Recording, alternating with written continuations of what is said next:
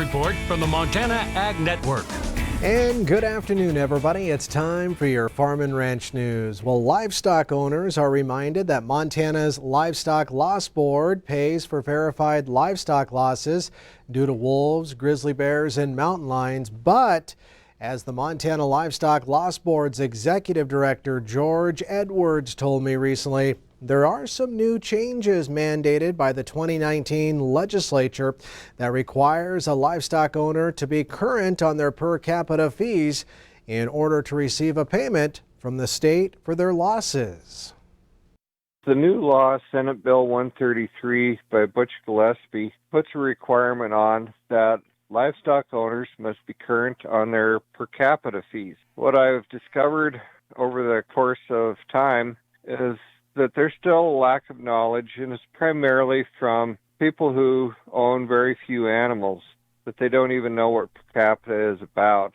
And those fees fund a portion of Wildlife Services, who are the guys who do the investigations for our program. Now, the Montana Department of Revenue actually collects those per capita fees for the Montana Department of Livestock. And if you haven't paid your fees, please contact them in Helena at 444-6900, or you can visit their website at mtrevenue.gov. And if you suspect your livestock loss is due in part because of wolves, grizzly bears, or mountain lions, by all means, please call the USDA Wildlife Services, and their number is 657-6464 to request an investigation. There you have it. Stay with us. We'll have more ag news right after this. The USDA says that the U.S. hemp industry could have a producer-funded checkoff programming coming soon. An official at USDA said this week that the hemp industry clearly has shown interest in paying fees to promote their product, saying that the idea here is that a rising tide would lift every boat. Now, if a checkoff program comes to be, hemp would join 21 other crops that have their own checkoffs, including soybeans, cotton milk, pork, watermelon, and even popcorn. A checkoff would benefit the emerging hemp industry, they say, struggling to get out from under marijuana-related misconceptions. Now, a checkoff program would also be seen as an endorsement from USDA, making hemp a legitimate crop with long-term potential. And finally, each year, the National Corn Growers Association kicks off a new growing season with its annual online photo contest, fieldsofcorn.com.